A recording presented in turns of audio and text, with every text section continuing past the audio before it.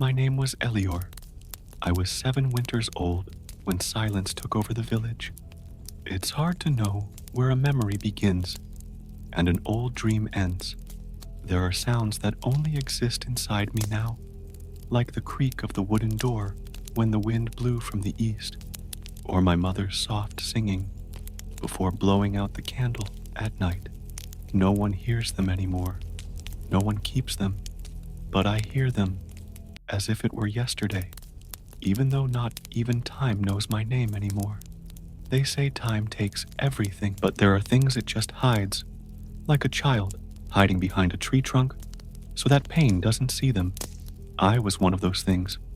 Forgotten, erased, lost. I was a small shadow walking among the larger shadows. A boy with cold feet and eyes that learned early on not to ask for anything. The village where I lived was small, surrounded by fog and silence.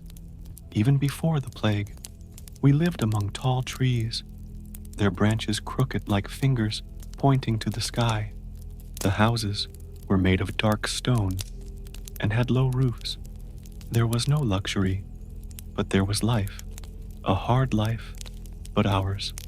We would wake up to the first sound of the roosters. My brothers would run to the well with iron buckets, and my mother would light the fire to make porridge, stirring slowly, always with a tired face, but attentive eyes. I liked to sit on the dirt floor and feel the heat of the embers approaching my fingers. Sometimes she would smile at me. Sometimes she would just look, as if she could see me from afar. My father would leave early, for the fields. He had big, muddy hands, but he always carried a piece of bread in his pocket and would say, "For my little roof rat." That's what he called me, because I was always climbing into places and hiding where I shouldn't be. I laughed at that. It was good to laugh. It was good to hear my own laughter without fear. My older sister braided my hair. She said my hair was like golden straw, and that when the sun shone down, I looked like a living flame. She said this as if she was certain the sun was still watching us. I believed her. Children believe her. Even when everything starts to get dark, they still wait for someone to light a candle. We didn't know what death was. We knew about hunger, cold, and fevers that came and took the old in the winter, but that was part of the seasons, like the harvest or the rains. No one talked about the end. No one talked about plague until they started whispering. It was the old man from the mill who spoke first. I overheard him by accident when I went to get flour with my brother. He said that the Black Death was already crossing the roads of the south, that it came like an invisible beast, entering through the windows, through the pores, through the eyes of those who cried. I grabbed my brother's arm and asked if it was true. He said yes, but that it would be better not to tell Mom, that she already had enough chest pains. That night, I slept hugging my sister. The house seemed colder. I don't know if it was the wind or the fear that came first. I only know that no one sang anymore. And the chapel bell, that bell that rang 3 times a day, it stopped. But before the silence, there were sounds. Small, intimate, delicate sounds. The sound of the spoon hitting the bowl. The sound of my mother breathing as she slept. The sound of my father's footsteps coming back from the fields, always dragging, and the sound of my own heart when I imagined that all this would last forever. Back then, I thought that growing up was just waiting, that the years would come like harvests, one after the other, and that one day I too would have hands covered in mud and a piece of bread in my pocket. I wanted to be like my father, strong even when tired, warm but time even when silent didn't let me. That's why I kept this memory, because no one else did. No one else called my name. No one else saw what I saw or felt what I felt. And even now, As I speak, I don't know if I'm being heard or just echoing through broken memories. But if you're still here, if you've listened this far, then maybe I'm still whole somewhere. If this story touched you in any way, whether silent or profound, I ask that you leave a like and subscribe to the channel. This helps keep these voices alive, even if only in whispers. And who knows, maybe other forgotten stories will also find someone to listen to them. Today, I'm just a memory that no one asked for. But once, I was a boy with cold feet and small dreams. Sometimes I wonder if all this really happened, or if it was just a long dream, an old dream, faded by time, like paper left in the sun for years. There are days when I think that perhaps I never existed, that my name was wind, and my story, just noise among the dry leaves of a tree that no longer bears fruit. But then comes the smell of root soup boiling on the fire, or the sound of a distant bell ringing at dusk, and I remember that I was afraid of the dark, but I didn't say anything, so as not to seem weak in front of my brothers. I remember that my mother would cover me with a piece of thick fabric that she called our blanket. She made it with her own hands on nights when the cold was too strong for words. Sometimes she would wrap me in it and whisper little stories, as if she were trying to protect me and my dreams from what the outside world was hiding. Today, I no longer feel cold or hot or anything, just a warm emptiness hovering inside and around me. It's like standing on the edge of time, watching the seasons pass by, unable to touch them. What's left of me doesn't bleed, doesn't breathe, but it also doesn't forget. I keep everything.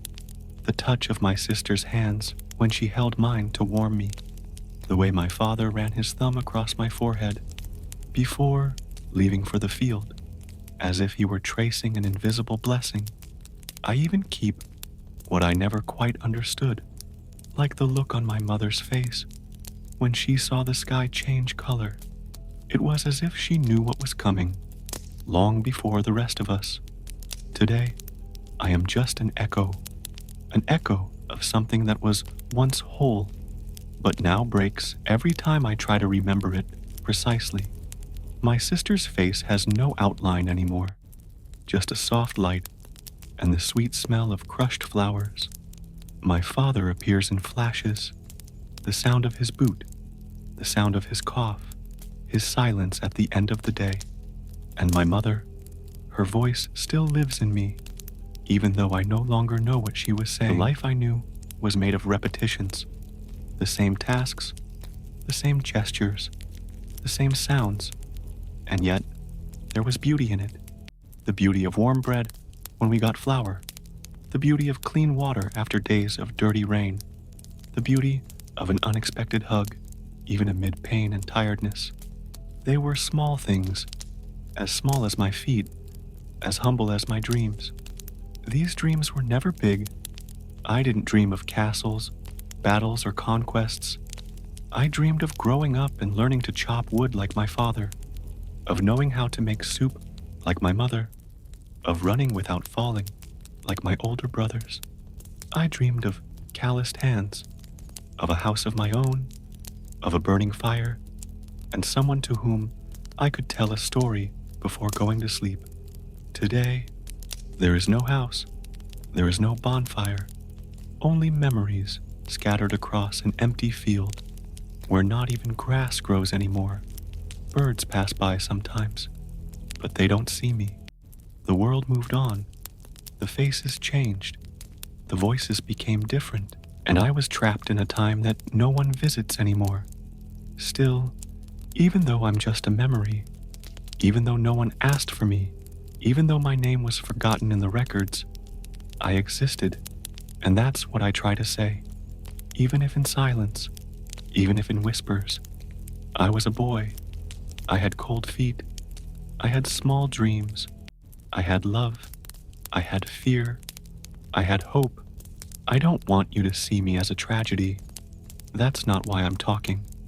I just want you to know that for a brief moment, I was here. And if you're listening now, then maybe, just maybe, I still am. If you've made it this far, if my whisper has found a space in your silence, I kindly ask you to like and subscribe to the channel. This helps keep these stories burning, like candles forgotten in closed windows. And maybe, somewhere in time, other voices will also find someone willing to listen. Time did not pass. It flowed away, like blood on my mother's sheets that we don't understand when we are children. There are others that we understand too quickly. At my age, the days seemed enormous. The hours came slowly, one after the other, like drops dripping from a bucket with a hole. But at that time, at that ancient time, which I don't know if it was a dream or life, something broke. Something in time stopped obeying. And it was then that I realized that time doesn't move. It escapes. Before, there was rhythm. There was repetition. We woke up to the roosters crowing. The sun rose lazily behind the mist, and the fog slowly lightened the forest. The whole world seemed to move slowly, almost as if it were afraid of waking the dead from the ground. I kept counting the sounds. The sound of the spoon hitting the pan, the crackle of the burning wood, the clank of the iron in the mill. Each of these sounds marked a part of the day, like little bells that said, "You're here. Everything's okay. Keep going." And so, time had a body. It had a smell. It had a color. But, little by little, these sounds disappeared. First, the rooster stopped crowing. After that, we no longer heard the sound of Mr. August's cart crossing the dirt road. One day, I noticed that my mother no longer stirred the soup vigorously as she used to. She seemed distant, always looking outside, even when she was inside. And then, one morning, she didn't get up. That's when time broke. I remember the light that morning. Gray, cold, still. The fire still burned beneath the pot. My bare feet felt the cold earth. My sister told me to leave, but I stayed. I stood there looking at the sheet where my mother was lying, and I saw that dark line forming. It didn't seem like anything violent. It wasn't a scream. It wasn't a bang. It was just a trickle running slowly, as if even he felt he shouldn't make any noise. A dark thread on the light sheet.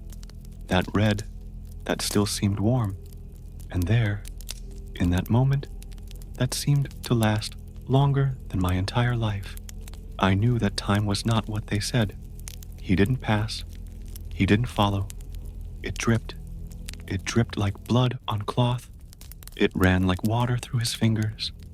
It flowed away like my childhood, without me being able to stop it.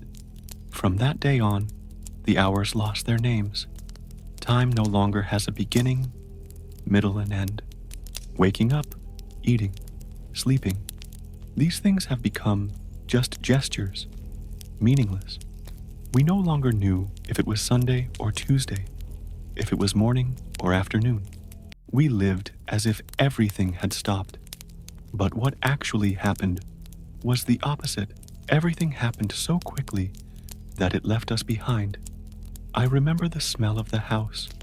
It was the same smell as always. Damp earth, smoke, a little dried sweat. But that morning, there was something different. Something between sweet and rotten. Something that seemed to say, nothing will be the same again. I took a deep breath and held that scent in, not knowing why. Today I understand that time also has a smell, and that was the smell of time dying. My brothers didn't say anything. No one cried out loud. He didn't even pray. We just looked at each other. The silence set in like a fever, slow, muffled, dangerous. In the following days, we began to hear new sounds. Heavy carriages coming from afar, masked men walking between quick houses, steps, muffled cries behind closed doors, and bells, many bells. Some played alone, pulled by the wind or by absence. It was in this scenario that I discovered what broken time was. Time that is not measured by sun or shade. Time that doesn't fit on a clock, that isn't counted on a calendar. It was a time of absence, time made of empty spaces, of voices that didn't respond, of places at the table that no one else occupied. It was a time made of endless waiting. Wait for the sound of the door. Wait for the smell of bread. Waiting for the touch of the hand that never came again. For a long time, I thought I was the only one who noticed this break, that only I could hear time running away, like blood that could not be contained. But one day, I saw the same thing in my brother's eyes.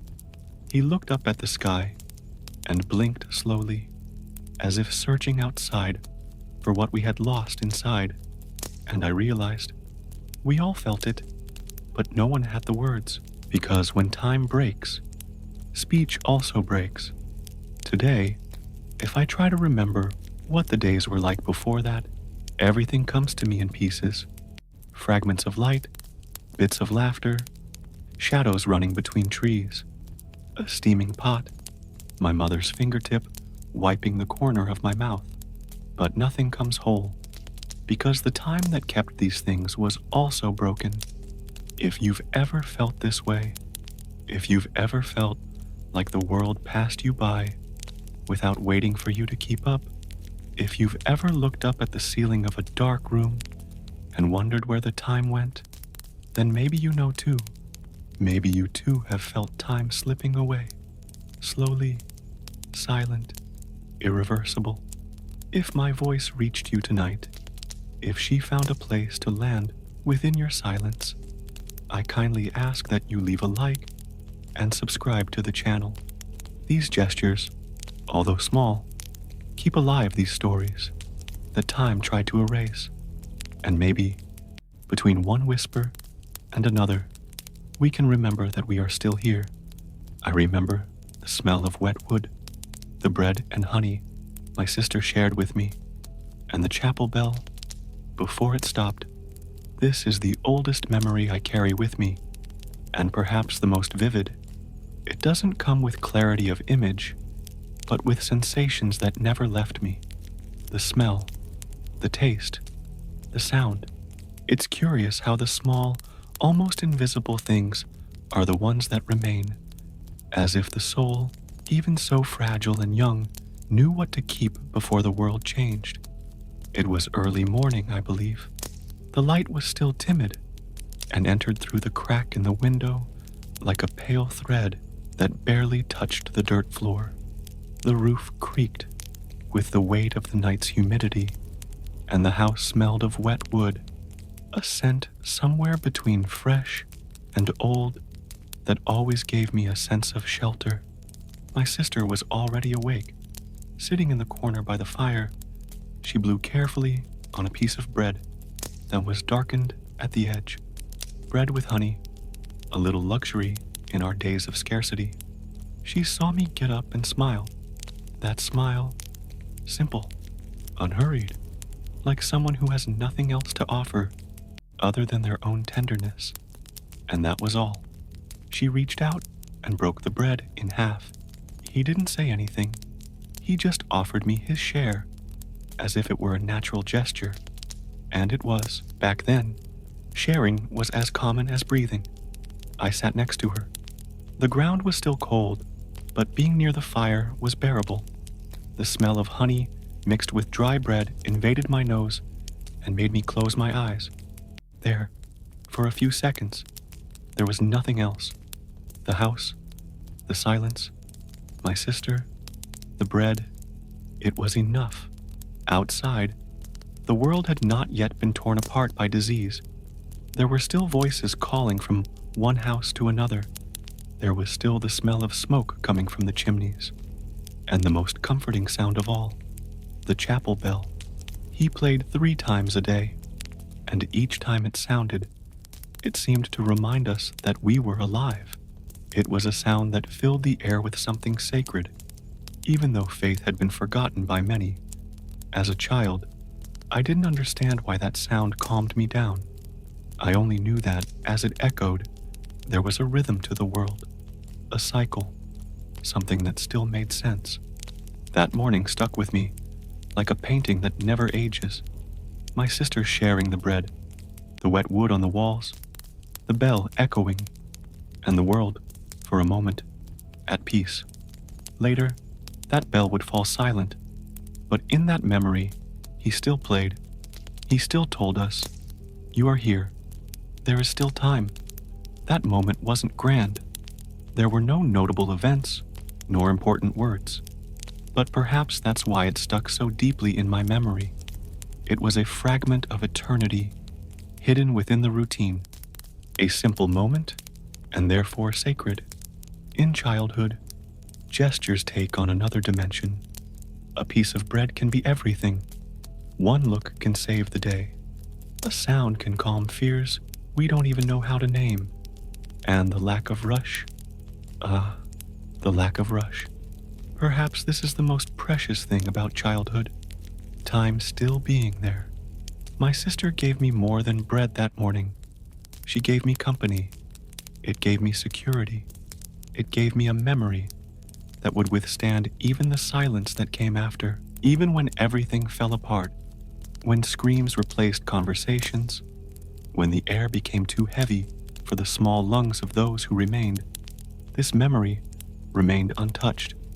I have returned to it many times, on cold nights, on days when no one else responded, in the moments when I forgot who I was. There, in that memory, I was still just a boy. She was still my sister. The world was still possible. It's strange to say this, but remembering can be a way of staying alive. Even after everything, even after everyone was gone, this scene gave me anchor. There was no more bread, no milk, not even the sound of the bell, but the memory of them made me feel something, as if, as long as I remembered, all that still existed somewhere. That's why I'm telling you now, because maybe when you hear this memory, you will also remember yours. Perhaps there is a forgotten morning in the back of your memory, a smell, a sound, a simple gesture. Maybe you've also shared a loaf of bread with someone, or heard a bell that no longer rings. And perhaps, like me, you have found in this memory a place to rest. If my voice reached you, even if only for an instant, if this old memory awakened something silent inside, please leave your like and subscribe to the channel, so together we can keep these little candles burning in the dark. And maybe, just maybe, these stories will never stop being remembered. The houses were made of crooked stone, the ground was cold earth, and the sky always gray. This was the place I called home. It wasn't as pretty as in the stories told by the merchants who passed through our village from time to time. There were no golden towers or flower fields that disappeared into the horizon, but there was life, and this life, although humble and silent, pulsed in every corner, in every smell, in every sound that time did not take away. The houses, built by the residents' own hands, were built with effort and faith. There wasn't even a straight line. They were crooked, bent by time and rain, like tired backs that had carried more than they could bear.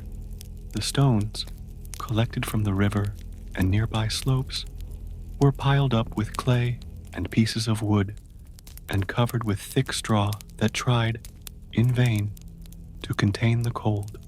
They creaked on windy days, and they trembled on stormy nights, but they resisted. The windows were small, more holes than openings. They let in very little light, just enough to tell whether it was day or night. And yet, often the sky seemed to make no difference. always cloudy, always heavy, as if the firmament carried a secret it didn't want to tell us. The floor of the village was raw earth, cold in the morning, damp in the evening. Our feet got used to it early on. The skin cracked, the heels hardened, and the nails became covered in dust. But there we walked, every day, along the paths that connected house to house, like veins in an old but still living body. Sometimes moss grew between the stones. Sometimes puddles of still water formed, reflecting a sky so still it hurt. The smell of the village was a strange perfume, made of things that were too real. Wet wood smoke, tired skin, root soup, wet animal, clay, lots of clay. But there were also other, softer aromas, which came from the care of those who insisted on maintaining beauty within the hardness. The smell of the elderberry my grandmother had planted near the door, the rosemary that my mother hung to ward off bad air, bread sometimes, the clean wool on the clothesline when the weather was good. During the day, the sounds of the village formed a raw music. It was the creaking of wooden wheels, the banging of buckets in the well, the cry of a child when he stumbles, the whistle of a man returning from the field, the murmur of women washing clothes in the river, and in the distance, like a continuous line that connected everything, the mooing of cows and the tired barking of dogs, too loose to belong to anyone. Everything coexisted in a balance of simplicity that I only now realize the value of. At night, the sound changed. It became more restrained, lower, as if everyone was respecting some invisible presence. It was the crackling of flames, the sizzling of pots on the fire, the breeze blowing against the boards, and every now and then, the sound of prayers, whispered, broken, delivered into the dark with more desperation than faith. The light came from the candles, from the embers, from the moon when it decided to visit us.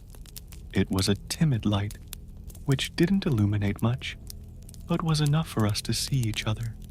I used to look at my family's faces in that light and think how beautiful it was. Not beautiful, like the great things in the world, but beautiful, like what is sincere. There were wrinkles, blemishes, sunken eyes, but there was also heat. There was presence. The trees around the village were tall, thin, and always swaying, as if they knew something we didn't. They provided shade, but they also brought fear when the wind picked up. The sound of their branches hitting each other made me imagine that they were talking to each other, or perhaps that they were watching us. Many said that there, on that edge between the field and the forest, was where the dangers began. But for me, as a child, that was the limit of the known world. After that, there was nothing else, or perhaps everything. There was a trail that led to the stream. It was through her that women passed with clothes in their arms. The trail was narrow, made by so many feet repeating the same path for so many seasons. The rocks slipped when it rained, and when it dried, it raised dust that stuck to the skin and eyes. But the water in the stream was clean, too cold for a long bath, but good enough to cool your forehead on sunny days, on the rare days when the sky allowed it. This village, with its crooked stones, cold ground, and gray sky, was all I knew. It was a whole world in miniature. Each house, a universe. Each face, a story that now only I remember. Nobody talks about them anymore. No one walks those trails anymore. The roofs must have given way by now. The bush must have swallowed the walls. But I still see. I still hear it. I still feel it. Because the village, even silent and forgotten, lives inside me. In the little memories that time could not erase. In the cold that sometimes visits me. even without reason, in the smell of firewood when night falls, in the dreams where I walk, barefoot, between the stone houses and hear, in the distance, someone calling my name. If this journey into my past found a place within you, if this village touched you in any way, I kindly ask that you leave your like and subscribe to the channel. Every gesture of yours helps to keep alive the memory of these places and these voices that time tried to take away. And together, we can make sure no story is truly lost. My father called me his little roof rat. That was his affectionate way of saying that I was always climbing each beam, curious to reach the unexpected. He said this with the soft tone of voice that made me feel protected, even when the darkness seemed to creep in village. The nickname kept echoing in my ears as I climbed the wood piles to see beyond the wall, imagining that out there was a world capable of sheltering each one of my childhood dreams. My mother braided my hair when I cried from hunger. Her fingers moved gently, as if each strand stuck there was part of something more precious than the food itself. I sat at his feet. He looked up and saw his skillful hands dancing among the threads. When someone I would knock on the door, she would lift her face, wipe away the tear that kept rolling down, and smile at me, showing that even in days of scarcity, there was tenderness to be shared. This simple gesture held a consolation that an empty stomach could not steal. In the late afternoons, when the wind blew coldly, the father would come home exhausted from the fields, but he would find strength to confess little secrets to me. He talked about planting wheat, about how seed, when thrown into the right soil, proved resilient. I would settle into his lap, and I listened to every word as if they were epic stories. It made me feel part of something bigger, an invisible link that connected us to the land and the seasons, even when we knew the harvest would be scarce. At night, Mother would light the lamp and call her brothers to the fire. She would tell us stories from ancient ancestors, of brave men who faced fires and raging rivers. His low voice, almost a whisper, made the room feel like a secret kingdom. As she narrated, I felt my little hands rested in hers. The warmth spread, and for a moment, she forgot the hunger that throbbed inside of me. This sharing of stories became food for our soul, replacing the bread that did not arrive. In the silence that came after the stories, I heard my father murmuring an ancestral song inherited from his own father. Without words, but with melody, he rocked our hearts. The song spoke of rains that healed the soil, of clear days after storms, of the endless cycle of life. I closed my eyes, and for a few magical moments, I believed that nothing could separate us. We just existed, connected by that song that echoed like a prolonged embrace. On rainy mornings, when the roof leaked nonstop, I would sit next to my mother, and she eagerly tried to plug the holes with rags. My father joined us, and without saying much, began to pick up scraps of wood to reinforce the roof. They worked quickly, without words, but I understood that there was care there. Each hammer blow was like a gesture of love applied to the own structure that protected us from the weather. At mealtime, the sparse table was set with reverence. My mother would place the bowl of soup in the center and shared it among everyone, always counting each spoonful so that no one was left with more than the other. In silence, we looked at each other, father, mother, my brothers and I. There was dignity in that simple act of sharing. And there, between that truce of taste and silence, we grew not only in body, but in heart. We learned that generosity even if small, transformed the scarcity in abundance of affection. My father would call me to watch him take care of the small vegetable garden we had behind the house. He would commented on the name of each plant and taught that, for those who plant with care, even the most precious seed small can sprout strong. I felt that, despite everything, there was hope nurtured in that moist soil. Even when everything seemed dry, my mother, always on point with her gestures of affection, placed my hands over hers as she divided the seeds. She repeated that together we were stronger, that our roots were intertwined like braids that she did to my hair. I believed her. Children believe. And it was in this small universe, made of subtle gestures, that I learned the meaning of family, a place where love did not need abundance to be infinite, where a pet name could lift the most fragile spirit, where a braid of hair could say more than 1,000 words. On feast days, rare among so many mishaps, the father would dress in his best patched tunic and invited me to dance in the central square. He twirled my sister around and held my hand while I tried to keep up with the rhythm. My mother proudly swept the place before the music started, taking care of the details to make the moment special. An empty barrel served as a drum, and the children clapped their hands at the signal from the father. Even with the table almost empty, there was enough human warmth to celebrate life and bring our family together. These gestures reveal that the strength of a family comes from unity in the most difficult moments. And if my words found an echo in you, if this simple memory reverberated in your silence, I ask that you leave your like and subscribe to the channel.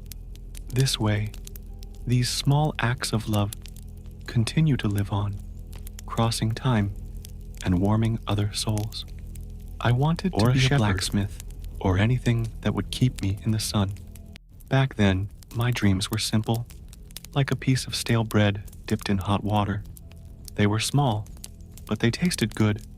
They had color, smell, shape, and even as the world around us silently cracked apart, like damp wood in winter, I still carried with me a spark, an innocent spark, lit within the chest of a boy who just wanted to grow up.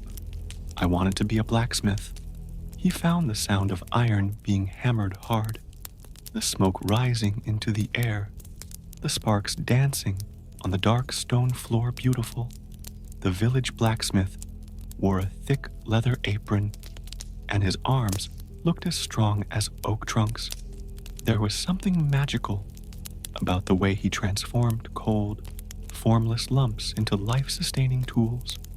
Sometimes I would spend hours watching from the doorway, hidden, waiting for him to see me and call me to help, even if it was just to blow the bellows or hold a nail with trembling hands. But he never saw me, or maybe he pretended he didn't see it. When the sun hit the roof of the forge, the light drew golden lines on the stone walls. It was there, in that heat full of smoke and sparks, that I imagined I was. I wanted to feel the weight of the hammer. I wanted to hear the sound of living iron beneath my hands, but not for glory, not out of pride, just because it was hot there, and the warmth, for a child with always cold feet, was a kind of shelter.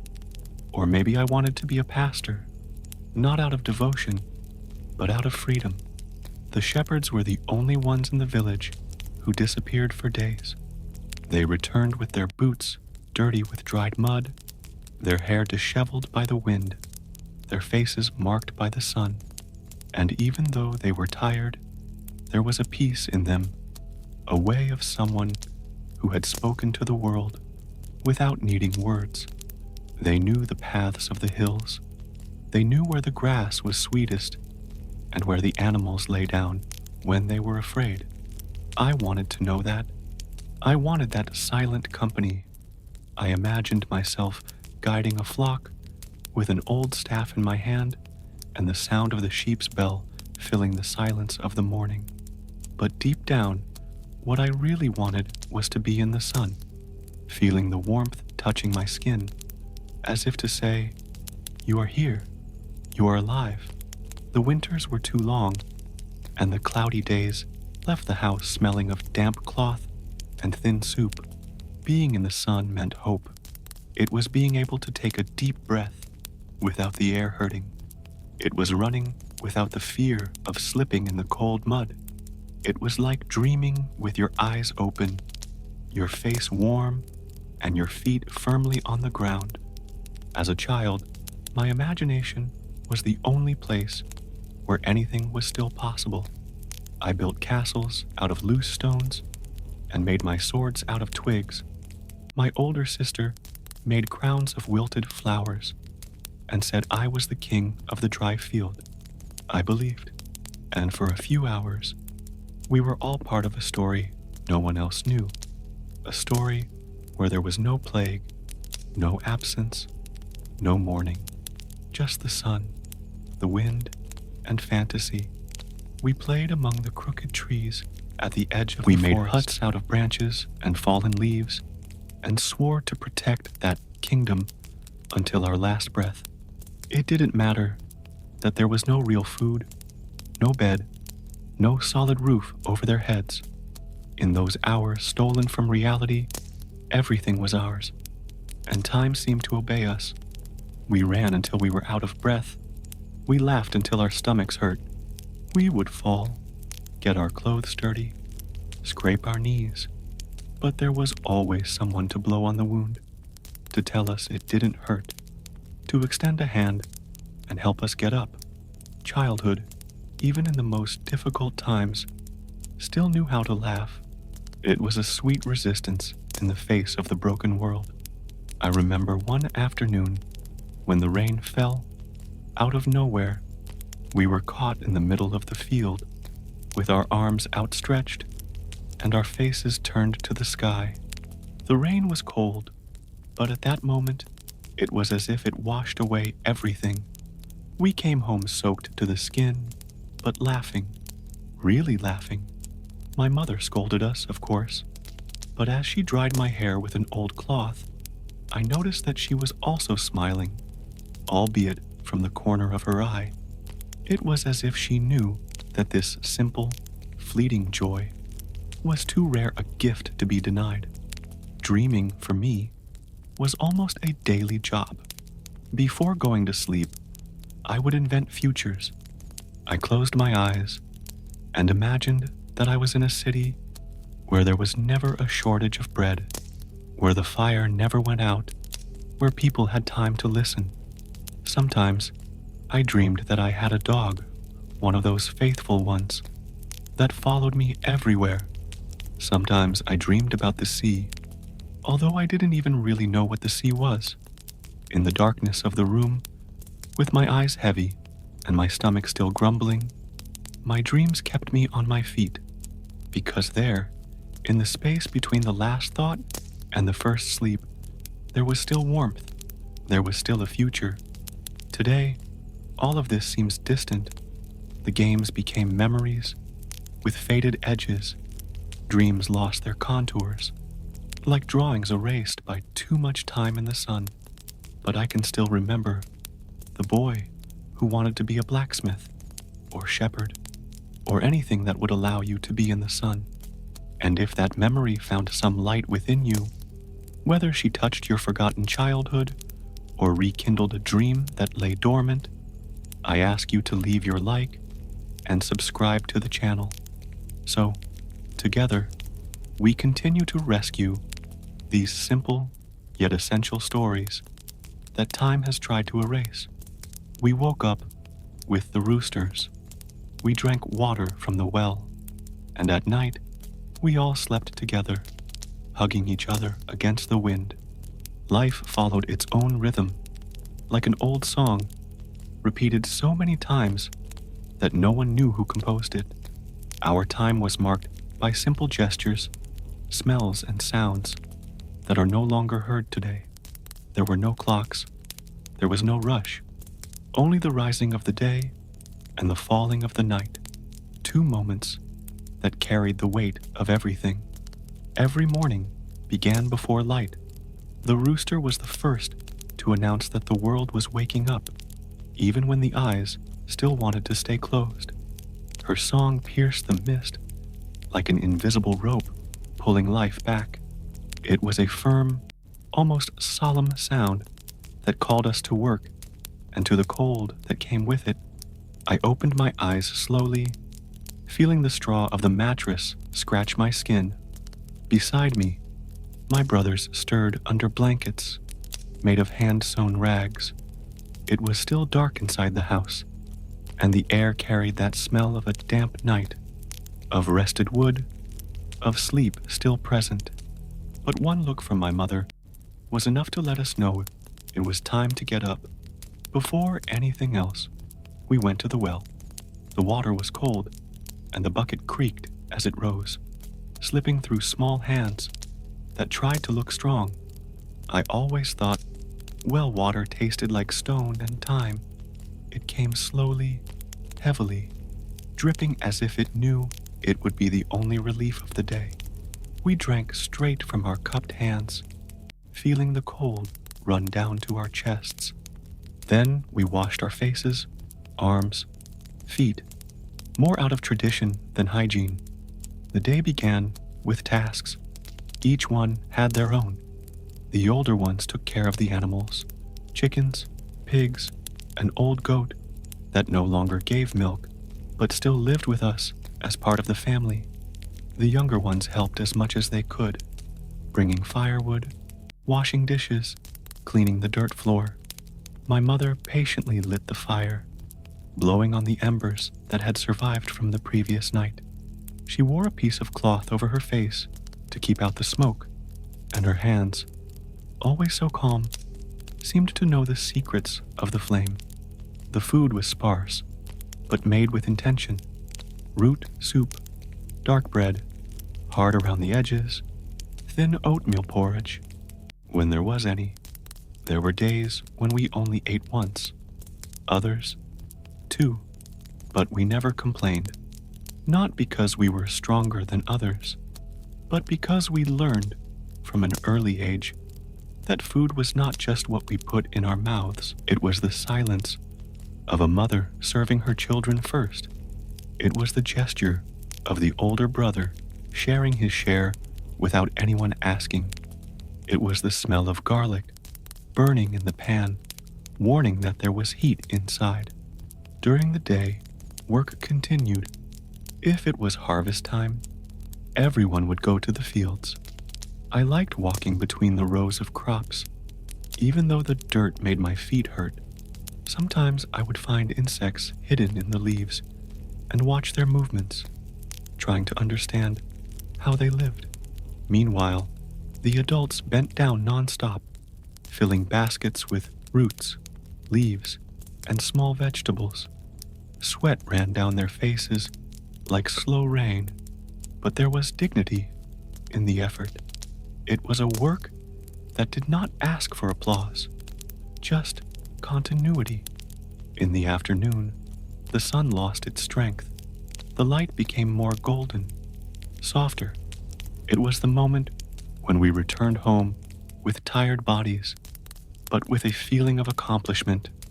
We wiped our feet before entering because we knew the value of the land. My mother always said that respecting your home is like respecting your own heart. And so, we entered slowly, as if the home were a temple, and it was. Dinner was the quietest time of the day. We sat together, without rushing. The fire crackled, and shadows danced on the walls, as if telling ancient stories. Nobody talked much. The sound of spoons scraping against plates, the clanking of pots, the crackling of wood on the stove. It all formed a kind of wordless prayer. It was there that routine embraced us, showing that even in scarcity, there was comfort. Then my mother braided my hair, It was a gesture of care, but also of memory.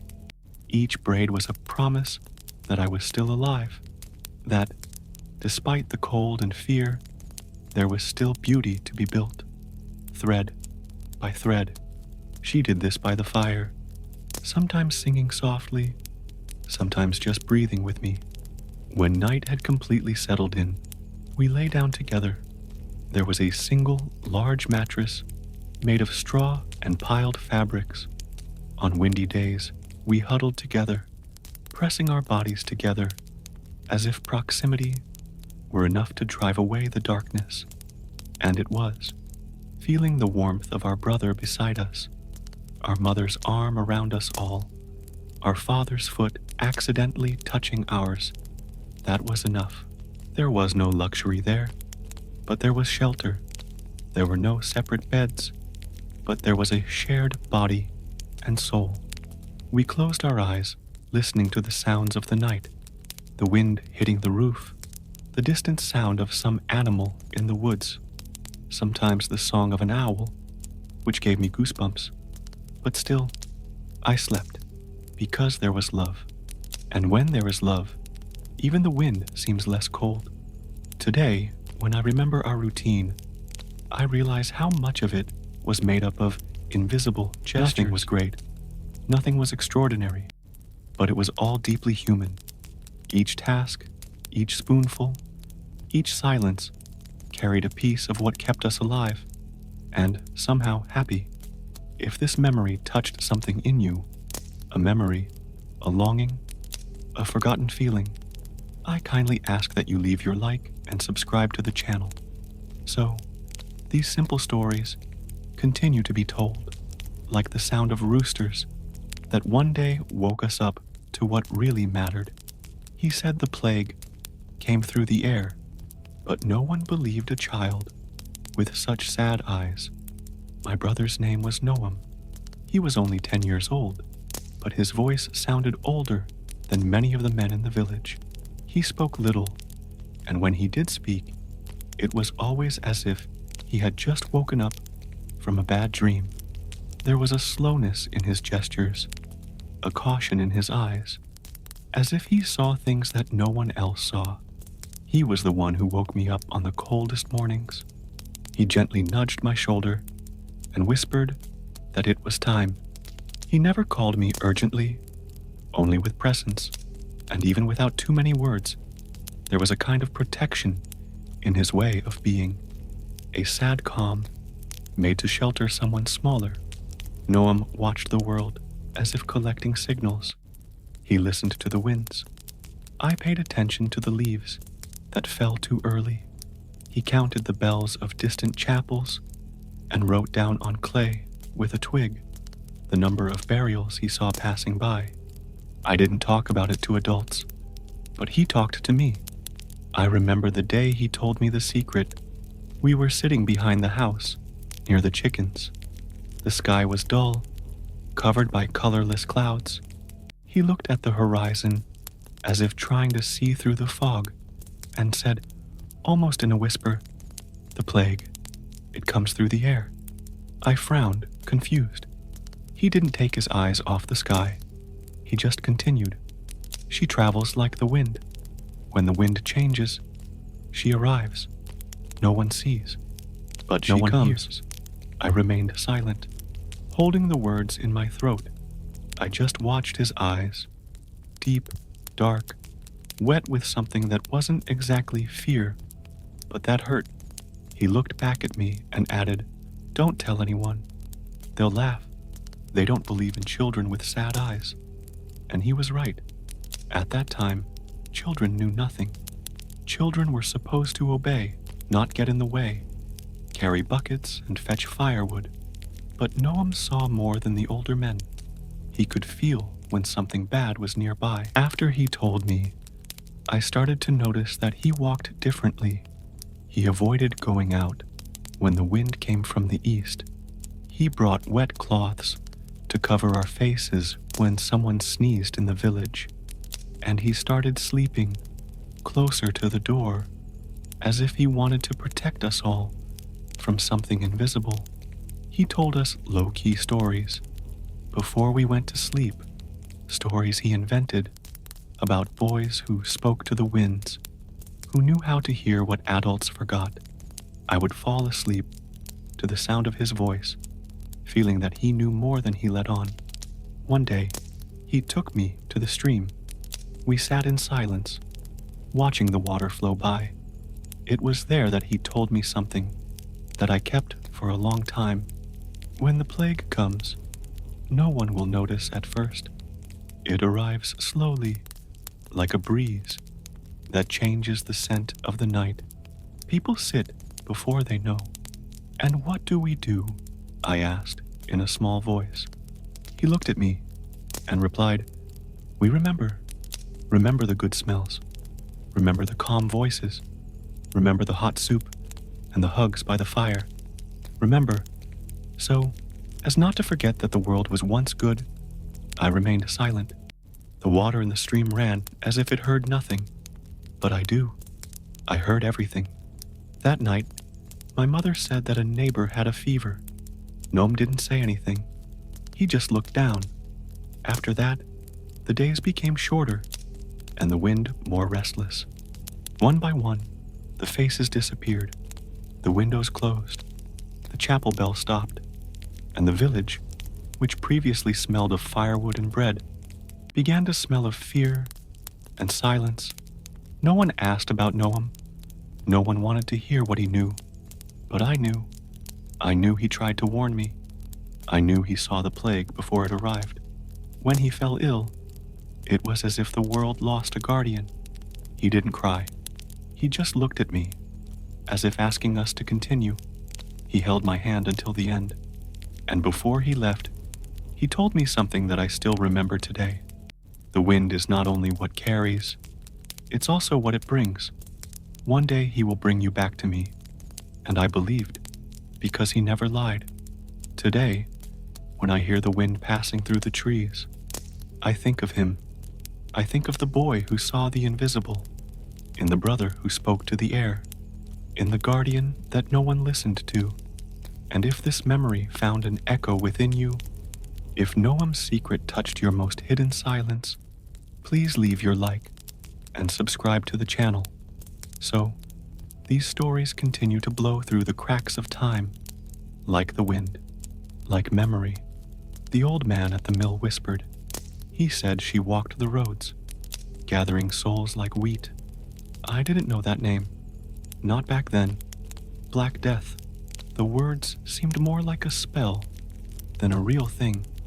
But after that day, they began to live inside me, like a seed buried too deep to pull out. The old man from the mill lived alone, near the river.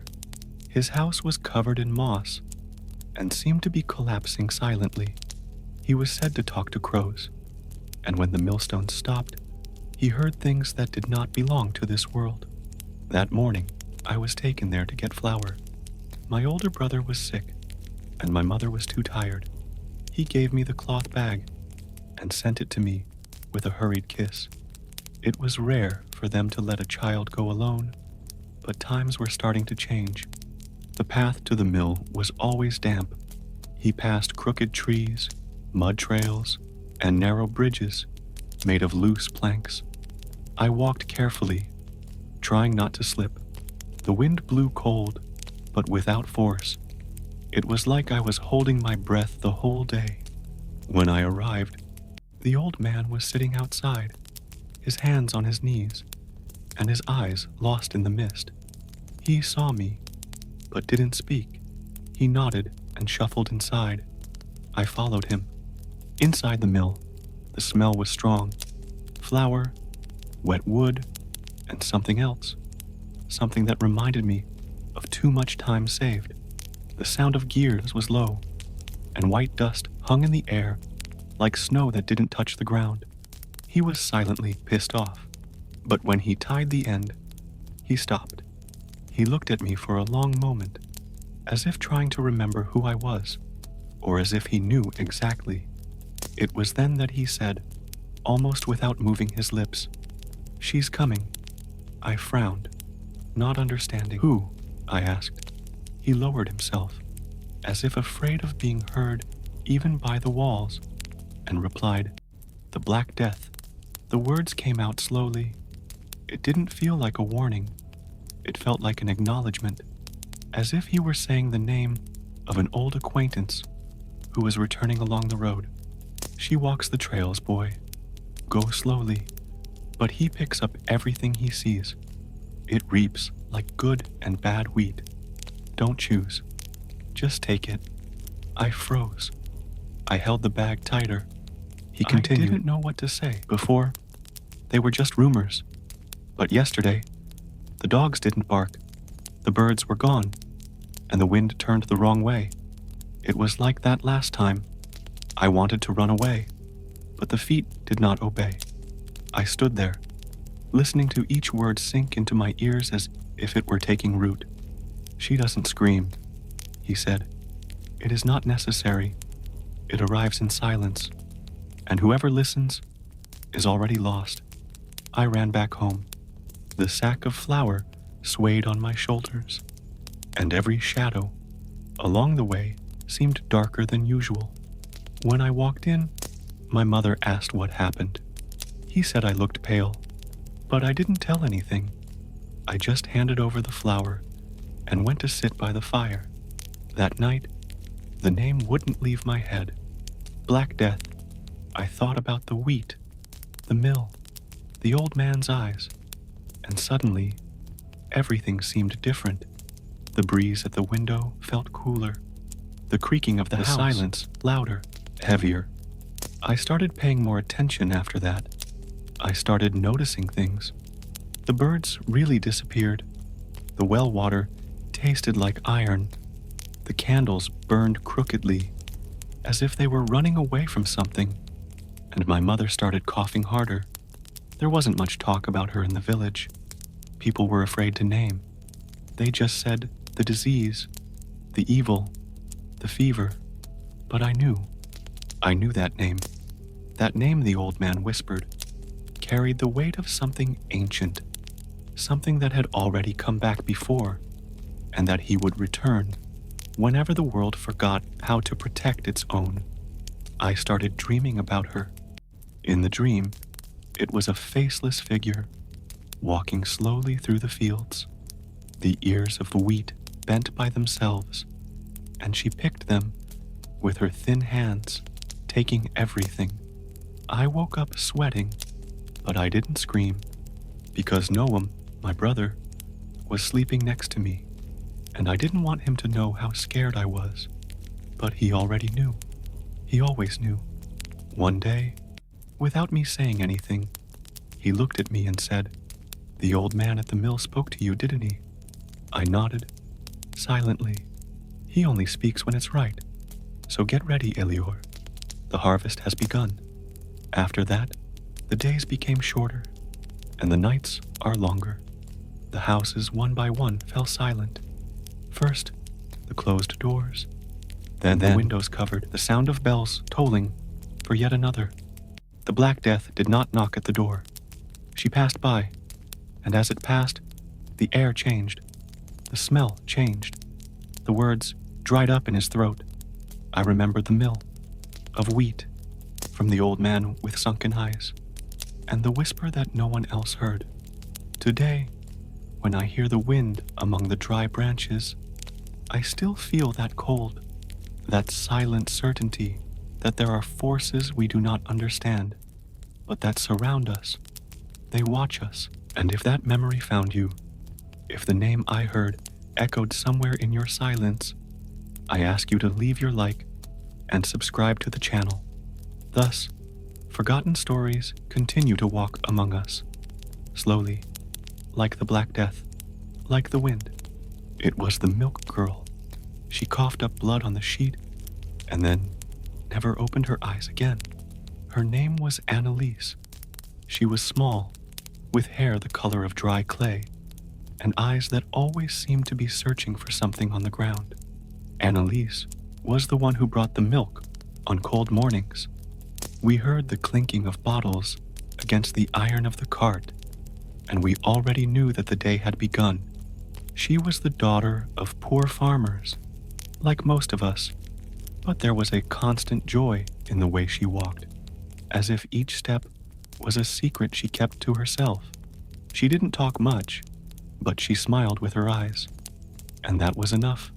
It was enough to make the day a little less heavy, a little less gray. One morning, she didn't come. We thought maybe he was sick, or that his parents had left the milk on our doorstep before dawn. But by noon, we knew. Her mother walked down the street with red eyes and a dirty apron. His hands were shaking, and his steps were too slow for someone who always walked in a hurry. Behind her, Annalise's father carried a basin of already dark water, pouring it on the floor in haste and disgust. And then someone whispered. She coughed blood onto the sheet. The sentence hung in the air like dust that no one wanted to breathe. The words stuck in the village's throat, and for a while, no one said anything else. I went to the fence of her house that same day. From afar, I saw the open window, the sheets hanging like colorless flags. Blood still stained one of them, dry, dark, unreal. I saw the village doctor leave the house. He wiped his hands on a white cloth that was no longer white. His face was pale. He said something to her father, and then walked away without looking back. That night, my mother lit 2 candles, one for the girl's soul, another for what was to come. My brother Noam didn't have dinner. He stood at the window, watching the wind. It has begun, he said, and I understood. The next day, another child did not show up at school. Then, an old man stopped going to the chapel. Absences began to accumulate like dry leaves in a corner of the wall, and nobody swept. Annalise was the first, and because it was the first, no one really believed it. They said it was weakness, or maybe a cold that got worse. They said she always had delicate lungs. They told themselves that it wasn't that, but the bloody sheet said something else. And her mother's eyes, swollen from crying too. There was a shadow over their house, a shadow that grew, even in the daylight. The house was isolated, not by order of the guards, but by fear. People passed by on the other side of the street. They crossed their fingers in silence. They pointed with their chin, as if they feared that their very gesture would bring evil closer. One morning, I heard 2 men loading a cart. They said they were taking rags and old wood, but the silence that enveloped the cargo said more. In the cart, there was her body, wrapped in a thick cloth. No flowers, no songs, no one but the father and the silence. My heart sank. She was just a girl with a small smile, with a simple routine, with a whole life still hanging on tomorrow. After her, everything changed. The chapel bell, previously used to announce weddings or harvests, began to ring softly, as if apologizing. With each new touch, another window closed. Another neighbor disappeared. The village lost its color. Even the sky seemed to want to keep its distance. The wind grew denser. The smell of wet earth gave way to something sour, strange, that no one could explain. And I only thought about her, in the milk girl, in his little wagon, in the glass bottles that shook slightly with every bump in the road. Noam said that the first name is always the heaviest because it opens the door for everyone else. And he knew. I always knew. Annalise was that name. The name that silence chose to start writing its list. The name that still echoes in the corridors of memory. Today, when I hear glass clinking, I remember her, not with fear, but with sadness. An old sadness, the kind that lives deep in your chest and doesn't make any noise. Just wait. If Annalise's story touched something in you, if her name found a space in there, even without having met her, please leave your like and subscribe to the channel. Thus, she continues to be remembered, not as an absence, but as the first light that tried to shine before the shadow grows. The bird song had disappeared. All you could hear was the shuffling of sick feet and the choked cries of mothers. Before the plague, the village had sounds that today seem like dreams. Birds that sang loudly in the early hours of the day. Roosters that announced the light even before it was born. The sound of brooms sweeping the courtyards, of pots scraping the bottom of the pan, of children's laughter cutting through the morning air like sharp bells. Life happened between small sounds, sounds that didn't attract attention, but that supported everything. The creaking of the main door, the wooden spoon rhythmically hitting the hot broth, my father's whistle as he carried firewood on his shoulders. All of that slowly disappeared, so slowly that for a while no one noticed. In the beginning, there was the silence of the birds. One day, when I woke up, I missed the song that used to come from the trees next to the house. It was a simple but constant chant, a sound that said, "The world is still here." That morning, the world seemed silent, and nobody talked about it, as if not naming was a form of denial. Then it was the chapel bell. It always tolled on important occasions, to announce a birth, a marriage, or a warning of rain. But now it sounded low, as if asking for forgiveness, for touching, and when it rang, it was for death. Always, by death. The voices have also changed. The conversations, once loud and agitated in the doorways of the houses, were reduced to whispers. The laughter disappeared. Even crying began to be contained, hidden behind walls, as if people were ashamed of making too much noise. My mother used to say that those who scream attract evil, and then even the lament turned to silence. The sound of footsteps also changed. Before, we heard the hurried rhythm of children running on the dirt floor, their worn shoes beating like children's war drums. But now, it was the dragging, the slow, hopeless sound of the feet of someone who no longer had the strength to lift their heels. Sick feet, feet of someone who didn't want to be there, of someone who didn't know if he would be able to walk again the next day. At night, everything was more evident. That was when silence took shape. The absence of the usual sounds made the wind seem louder. The crack of wood on the ceiling turned into thunder, and among the empty spaces of darkness, a new sound emerged. Crying. But it wasn't an open, loud cry. It was a choked cry, taken, made of muffled sobs and broken breaths. It was the crying of mothers. Mothers who lost children and continued in silence, who slept with their eyes open, who prayed without words, who held hands that were already cold and yet still murmured lullabies. In the early morning, I listened. The whole house could hear it, but nobody said anything.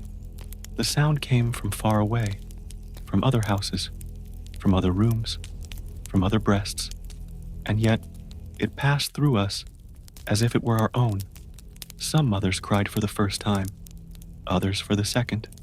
Some had no one else to cry to, but they cried anyway, perhaps for themselves, maybe for what was left. The village became a landscape of echoes, echoes of absence, of words that were not said in time, of names that no longer responded. The animals also stopped. The dogs, previously noisy, fell silent. The chickens are gone. The cats, which used to sleep on the roofs, disappeared like dust blown away by the wind. In their place, only the scratchy noises of the disease remained. Dry cough, short breaths, directionless moans. The world, which once whispered life, now seemed to only listen.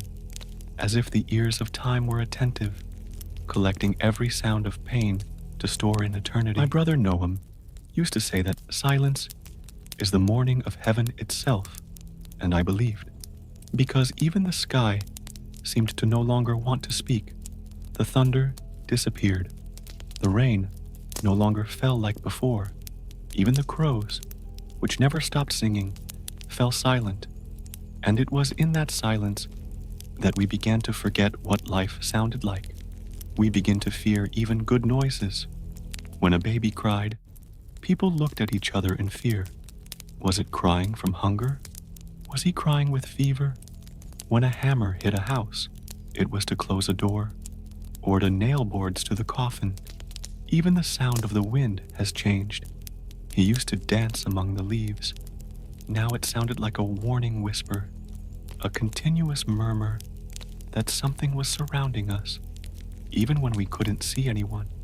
Sometimes I would close my eyes and try to remember, from the sound of my mother laughing, from my father's whistle, from the sound of the spoon hitting the bottom of the pan, the chirping of chicks in the first days of spring. But the memory came without sound, as if even memory had grown tired.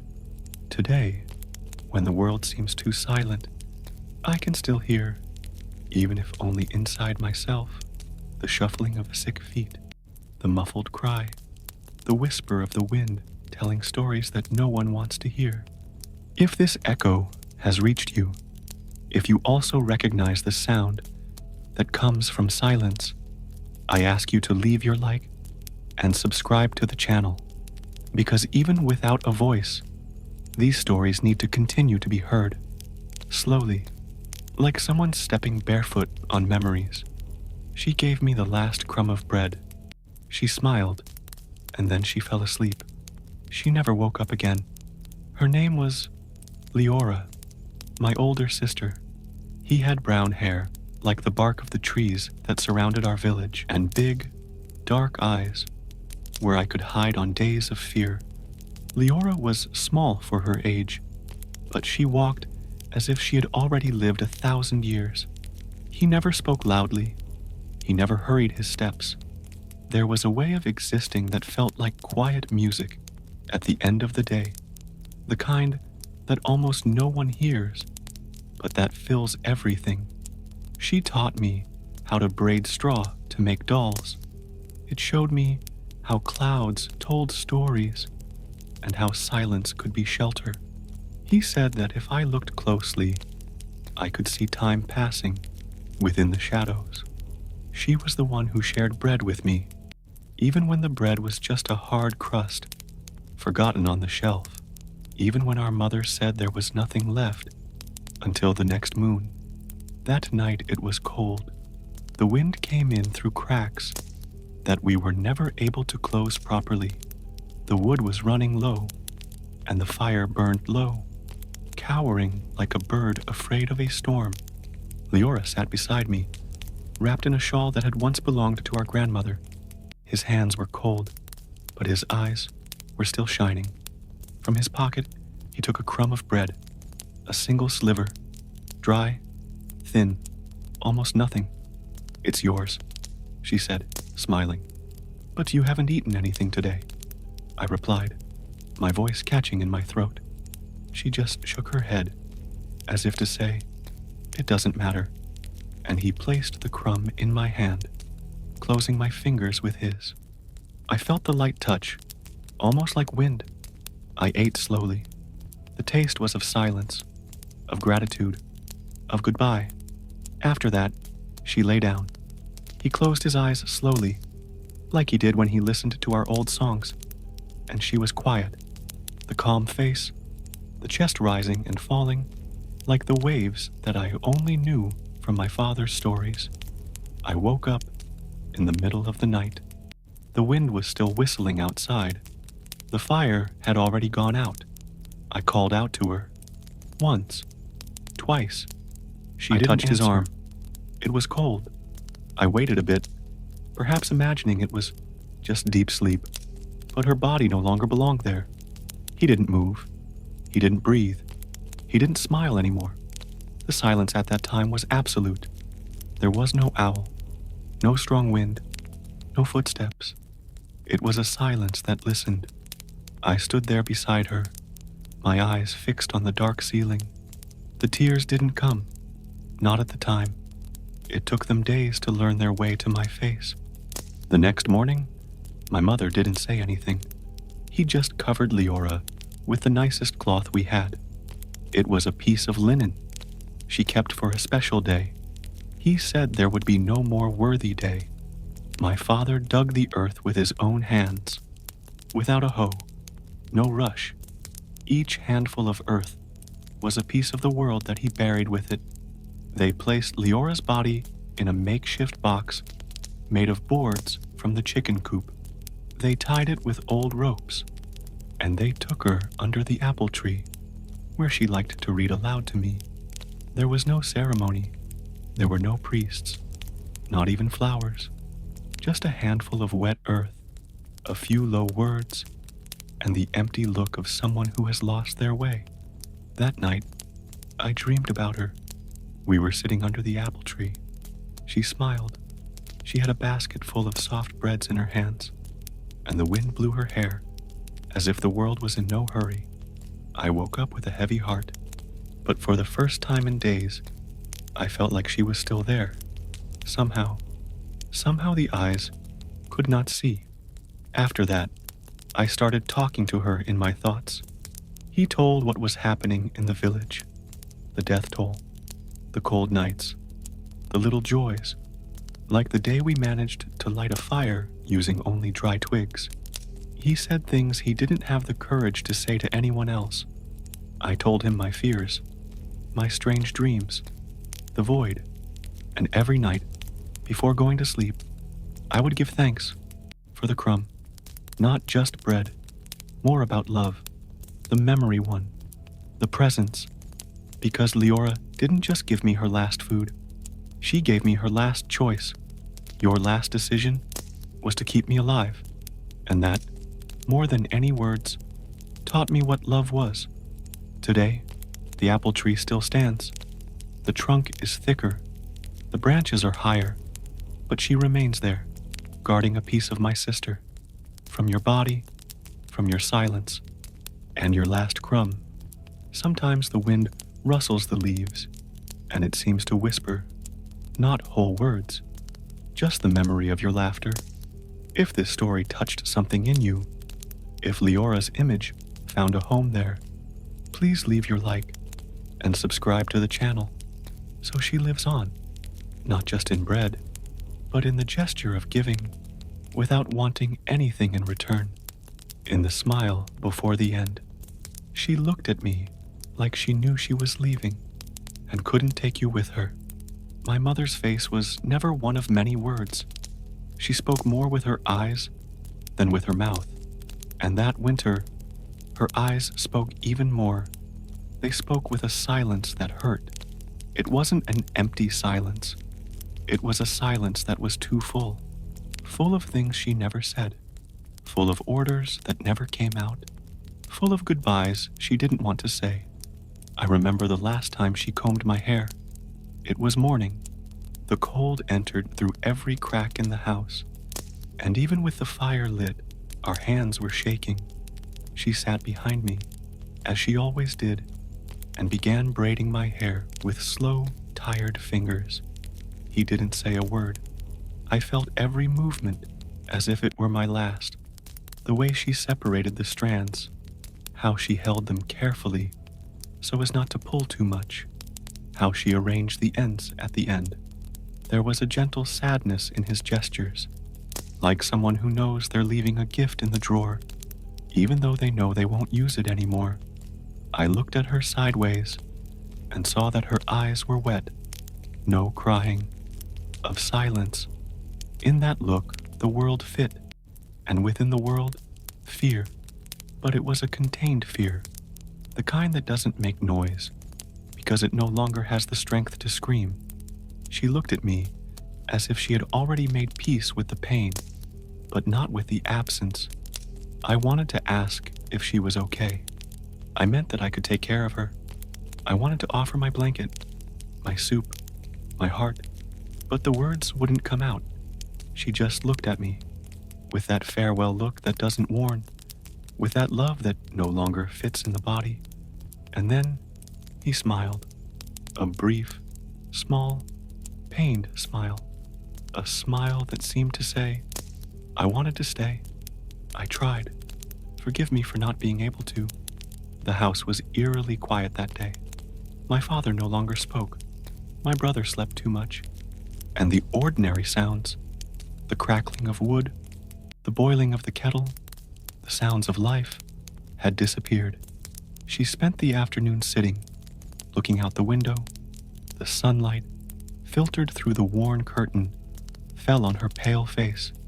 It looked almost transparent. At night, he lay down beside me. He held my hand tightly, but didn't say goodnight. He just stood there, breathing slowly, as if counting every second that remained. I didn't sleep. I kept listening to the sound of your breathing. It came and went like small waves. Then it started to fail, to break, and some. When I realized, it was already silent. A silence that didn't hurt the ears. It hurt the soul. A silence made of absence. A silence that filled everything. The bed, the walls, the ceiling, the world. She left no letter, no note, no explanation. Just that look, that last look that still lives in me. To this day, when I close my eyes, I can see him. It is a look that asks for nothing, just presence. Just let someone stay, just someone remember. After her, the house was empty of voices. I walked through the rooms, hoping to find her. He called out in his mind, with the foolish hope of hearing his answer behind the curtain or in the next room. But she was already gone, and I understood. I understood that that look was his way of taking everything he could without taking me. She left, leaving behind what was left, her memory, her warmth on the pillow, her way of slowly braiding her hair. Said it was the fever. That was the plague. That was destiny. But I know.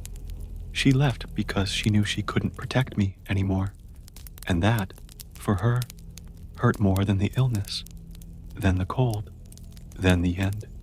She looked at me like someone who loves more than she can bear, like someone who loves so much that they choose to go in silence so as not to leave the other person in pieces. Today, when I feel alone, I close my eyes and look for that look, not to relive the pain, but to remember love.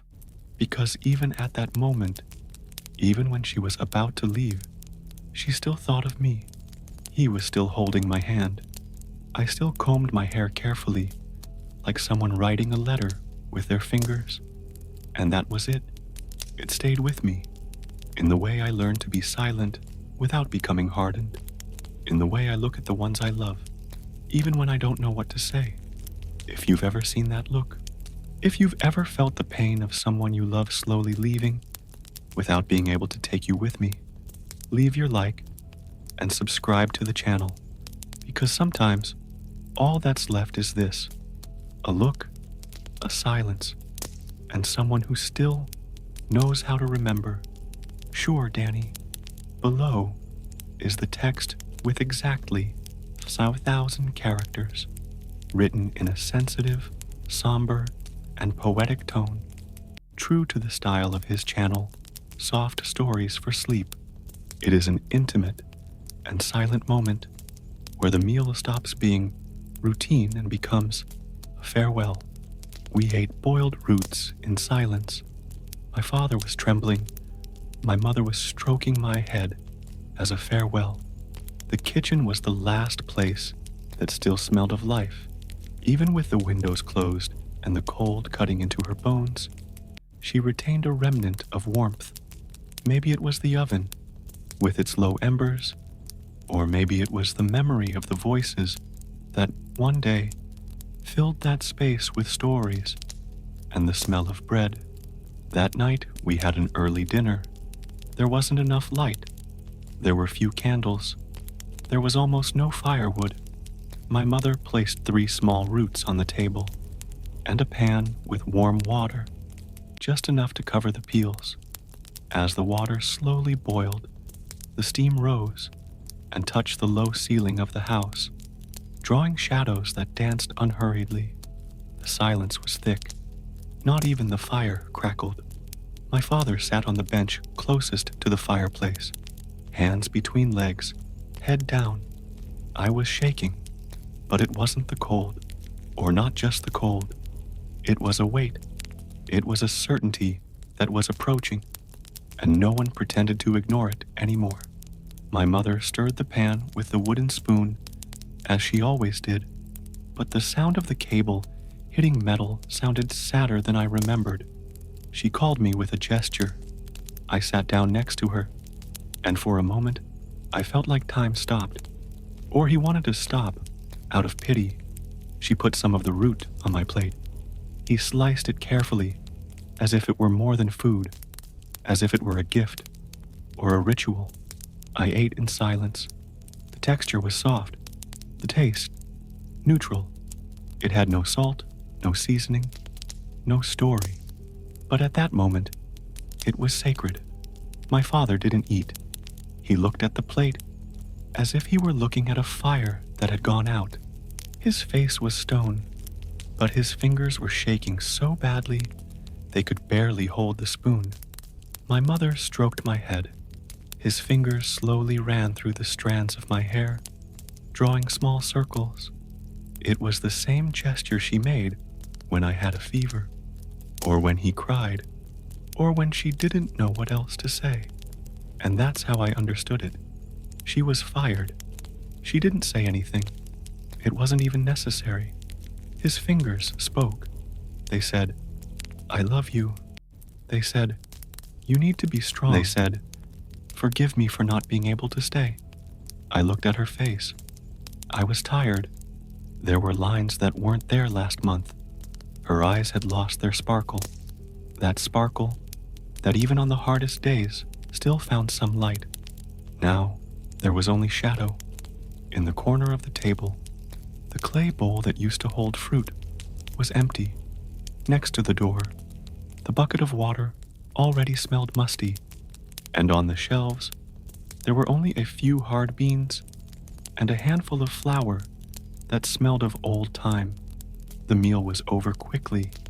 My father left the plate half finished. My mother just tasted the root, and I ate it like someone who knew it was goodbye, even without understanding everything yet. Then we stayed there, sitting down. The fire slowly went out, and the darkness entered. Without asking permission, my mother wrapped me in a cloth. He pulled me close to his chest. I could hear his heart beating slowly, deeply, like a sad drum that announces the departure of something you love. She sang softly, a melody without lyrics, just sound, an old sound, a sound from before the plague, from before the famine, from before the pain. My father got up. He went to the door. He stared into space for a long time. Then he said, "Tomorrow, there may not be 4 of us anymore." And that phrase stuck. No R. In the wood of the walls, in the dust of the window, we all slept together, as we had been doing for the past few weeks, to warm us up. So, we don't feel afraid alone, to try to hold on to what was left. But that night, I felt something come loose, something that would never come back. The last meal was not made of food. It was made of silence, of trembling hands, of caresses that tried to keep love in their gestures. The last meal had no taste, but it had weight. Today, I remember her as if it were yesterday, from the simple bowl, dew vapor no R, the smell of boiled earth, and from my mother's eyes, which told me everything the world could no longer say. If you also remember one last time, one last touch, one last shared dish, one last shared silence, leave your like and subscribe to the channel, because there are stories that can only be told in the dark with boiled roots and hands that caress like someone holding the world before it ends. They piled the bodies near the hill. They put flowers on top. But the smell never went away. The hill lay beyond the well, where the field opened up, and the grass grew thin, almost transparent in the wind. It was a beautiful place before. There were white daisies in the summer, and sometimes little birds would nest in the rocks. My brother used to say that the trees there spoke softly, and when I was younger, I believed him. Back then, no one went there without a reason. It was far enough away that it wasn't part of our daily lives, but close enough that, on clear days, we could see the line of rocks cutting across the sky. The first time I saw a body being taken there, I was 6 years old. My father told me to look at the ground, but my feet stopped on their own. The cart was small. The body, too. It was of a child, covered by a dirty cloth, with her bare feet still sticking out. A woman followed behind, carrying a flower in her hand. It was shaking so much that the flower was shaking as if it was crying too. Then more came. Strong men carried the bodies piled up, 2, 3 at a time, sometimes wrapped in sacks, sometimes uncovered, their pale faces turned upward, as if still searching the sky for answers. The bodies were arranged in rows. At first, they tried to dig. Then they started stacking. And on top, they placed flowers. Always the same. Tiny, fragile flowers. As if a gesture of beauty could balance the horror that was building beneath. But it didn't balance. Because the smell was stronger than anything. It was a smell that I can't describe, and yet I've never been able to forget it. It wasn't just death. It was abandonment, of old, dense abandonment, mixed with wet earth and dried blood. It was the kind of smell that stuck to your skin, in the throat, in the bones. Even when we returned home, he came with us, in the hair, in the clothes, in the eyes. My mother washed clothes with soap made from ash, and even then, the smell remained. He said it was the wind, but I knew it wasn't. It was the impregnated morning. As the days went by, no one spoke about the bodies anymore. They just took them, in a hurry, afraid. There was a collective silence around that route. The children could not go up the hill, but we knew what was happening, because we felt, because we heard the carts groaning at dawn, because the village dogs stopped barking when men passed by. I used to play with dry leaves in the backyard, but after I saw the first flower being placed on a body, I couldn't do it anymore, because each flower reminded me of the weight it carried, the weight of someone I loved, who could no longer do anything. There was a day when it rained heavily. The land of the hill came down, and the bodies appeared.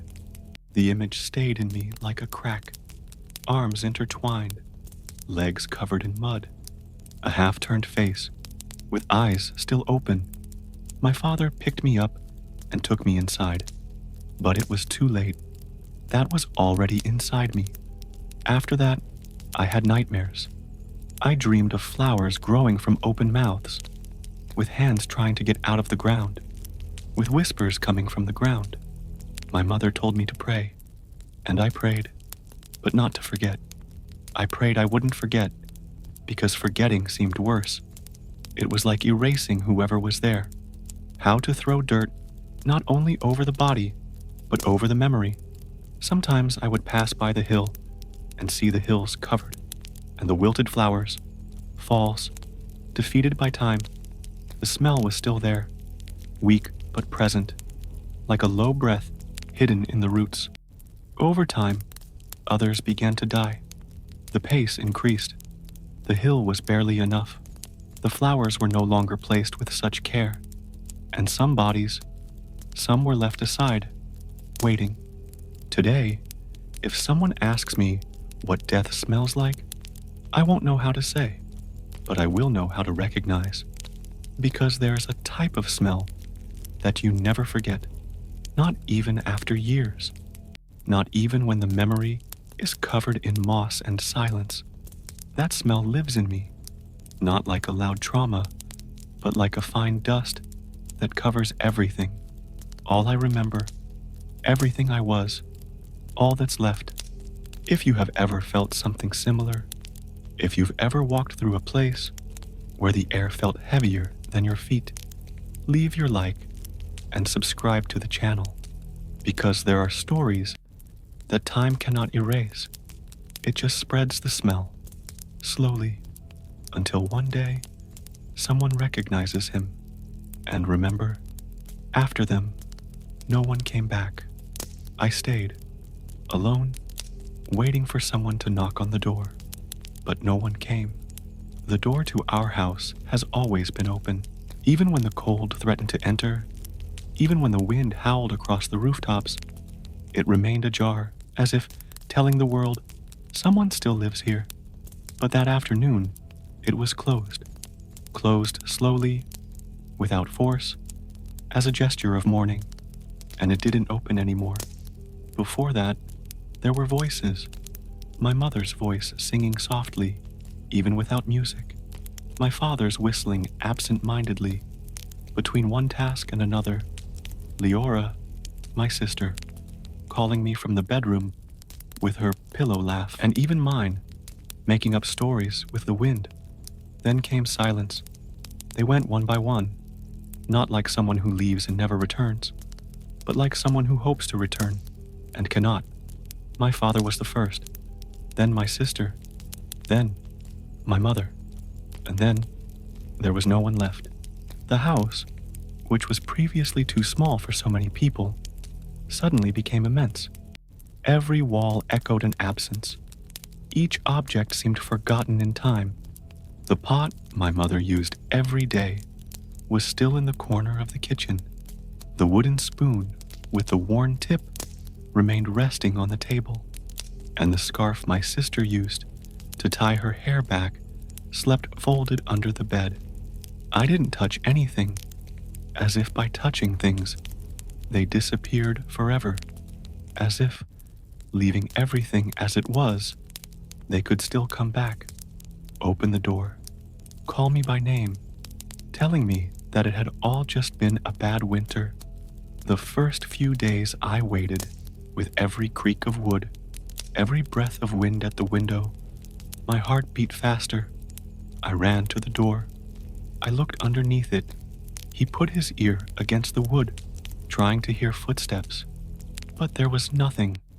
The world outside seemed to have forgotten I existed. The village was empty. The carts stopped passing. The bells fell silent. Not even the dogs barked anymore. Loneliness did not come all at once. It ran into the house, through the cracks in the window, through the empty spaces of the beds, through the folds of clean clothes that no one else would wear. In the beginning, I still spoke out loud. He told the walls what he had dreamed. I said good morning to nothing, good night to the darkness. But over time, even my own voice began to sound strange, displaced, like an echo that never returned. I started walking in silence, eating little, sleeping with my eyes open, afraid of not waking up. Time has become distorted. Days and nights mixed together, like ink in dirty water. I didn't know if it was morning or afternoon anymore. I just knew that no one was knocking on the door. Sometimes I thought I heard footsteps, but it was just my memories walking around the house. The sound of my sister's slippers, the creak of the wooden bench as my father sat down, my mother's whisper as she blew out the candles. Those sounds were still here, stuck in the walls, in the furniture, in my head. I started talking to them in silence, answering questions that no one asked, smiling at empty spaces. It wasn't madness, it was survival, because absolute solitude does not scream, she whispers. It settles slowly, like fine dust. It lodges in the corners, in the eyes, in the soul. And when you realize it, you're not alone anymore. It's with her, with loneliness, with that invisible presence that breathes too close. I remember one night when the rain fell heavily. The sound of the drops on the roof was so loud that for a moment I thought someone was knocking on the door. Run. I waited. I heard. Nothing. It was there that I cried, for the first time since everyone left. Not a loud cry, a quiet, shrunken cry, as if apologizing for feeling. The tear ran down to his chin. It fell to the ground, and it disappeared. Nobody saw, nobody listened, but I felt it, and in that solitary gesture, I understood what it was like to be alone. It wasn't just the absence of voices, it was the lack of witnesses, from someone who says, "You're still here." After that, I started writing with my finger in the dust on the furniture. Simple words. I am here. Today is Tuesday. My mother sang like this, maybe to leave clues, so that one day, if someone came back, they would know that I existed.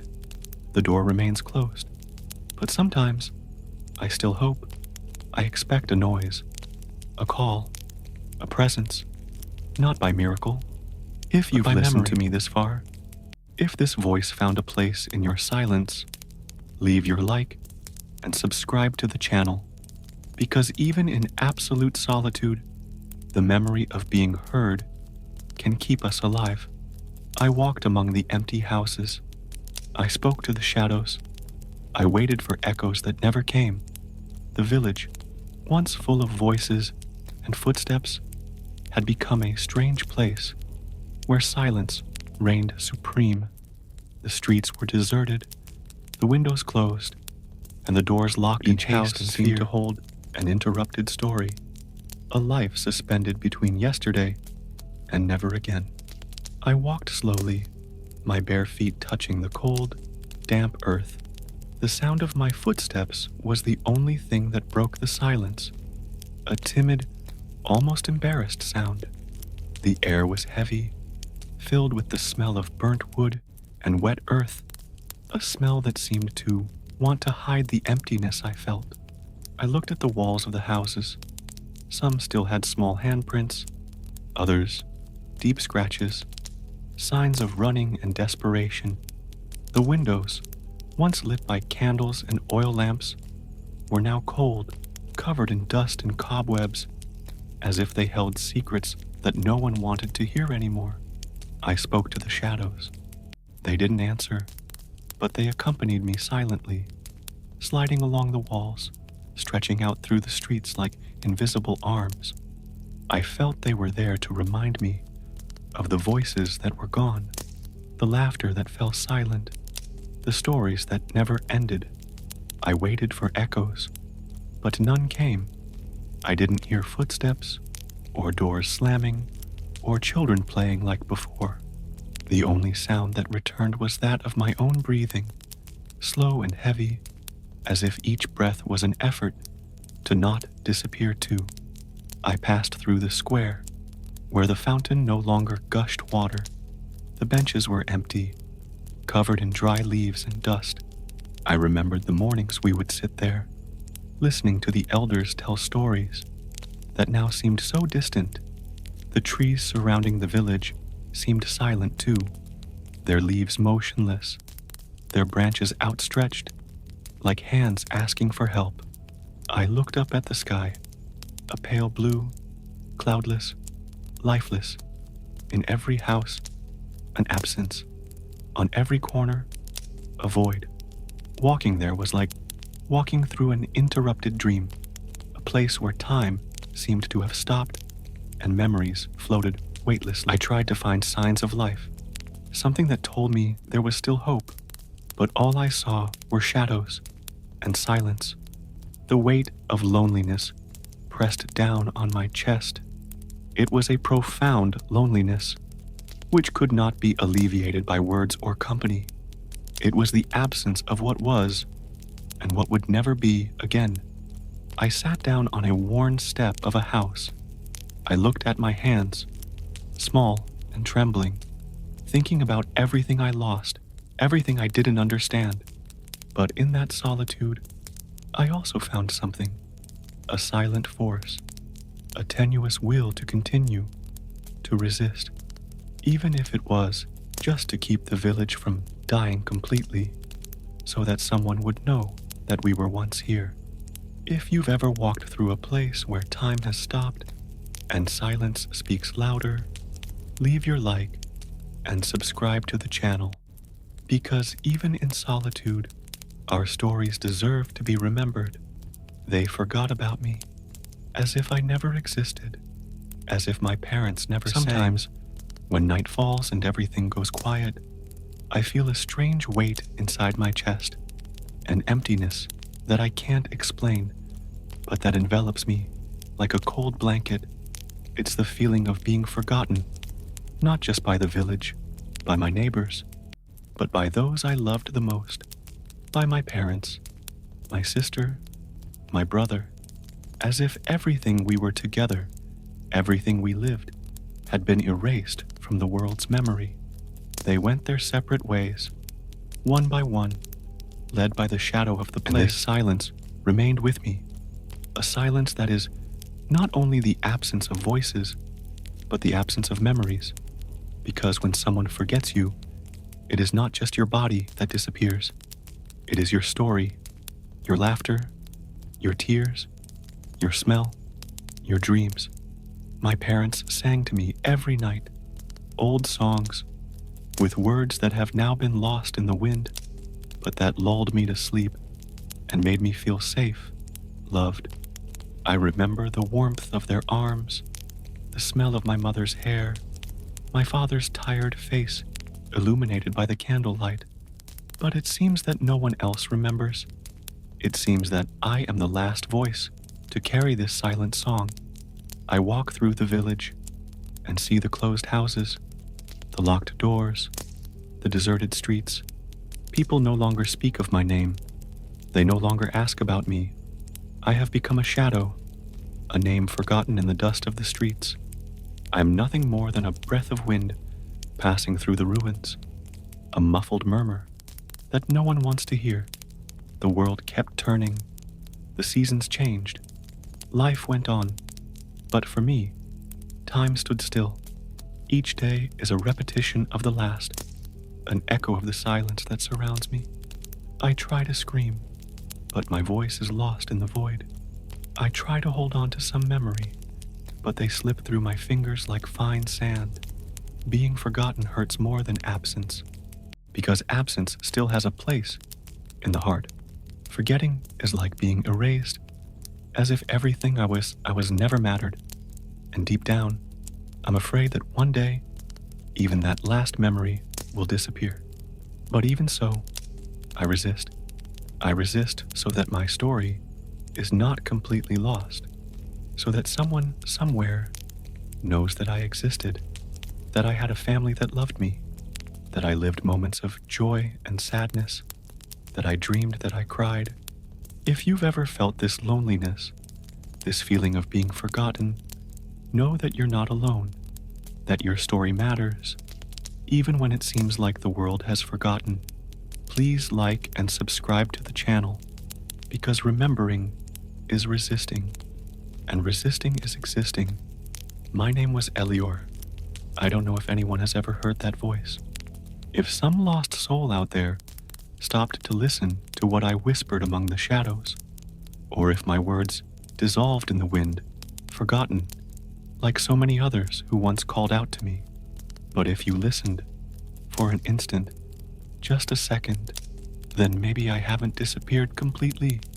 Perhaps there is, somewhere, a space between time and memory, where what we were still pulses, a space where pain, absence, longing are transformed into something that does not weigh, but embraces, that does not imprison, but liberates. I was just a kid. 7 winters, marked on the face, 7 stories, marked on the soul, a life intertwined with death, fear, and silence. but above all, a life that tried to resist. In that village, among empty streets and closed houses, I learned what it means to be fragile and yet continue. I learned that solitude can be company and silence, a voice, that oblivion is not the end, but an invisible beginning, a bridge that connects what was to what can be remembered. I didn't have any happy endings. I had no clear goodbyes, no words of comfort. I only had the cold of the night, the smell of wet earth, and the distant sound of the wind in the trees. But in this moment, here and now, I choose to leave a sign. One last look into the dark, one last word whispered for the echo to carry, one last breath of life, so that time doesn't erase me completely. Because stories like mine, even the darkest and quietest ones, deserve to be told. They deserve to be heard. They deserve to exist. And if you are here, listening to these words, know that I carry with me more than sadness. I carry hope. I carry the certainty that somewhere, another Elior may rise up, another voice that does not remain silent, that seeks a new beginning in silence, that, even in the face of darkness, insists on finding the light. In the next story, I will tell you about another child, another forgotten soul, another piece of the past that wants to speak, a story that may seem even more distant, but that holds a secret that could change everything we know about those dark times. So, if you want to follow me on this journey through lost voices, subscribe to the channel, leave your like, so we can continue to uncover these forgotten echoes. Because as long as there are people listening, no one disappears completely. My name was Elior, and if you heard my voice, even for a second, then I'm still here. I still exist. I still hope. Until the next silence. Until the next story.